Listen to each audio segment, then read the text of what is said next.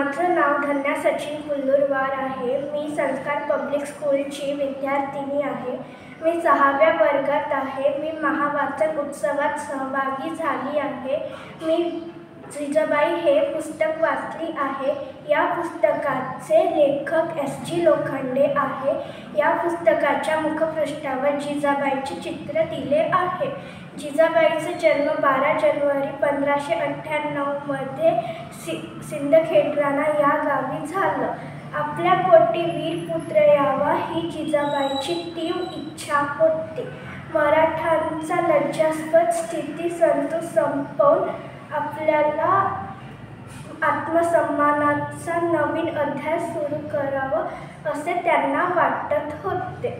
इसवी 1637 मध्ये पुणे जहागीरांची व्यवस्था अत्यंत खराब होती। आदिलशहाच्या वतीने पुण्यावरून नागर फिरवला होता। वस्तू उठून गेली होती।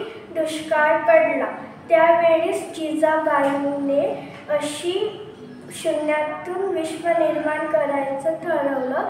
दादोजींच्या सहकार्याने उचलली आणि त्याला पूर्ण केलं।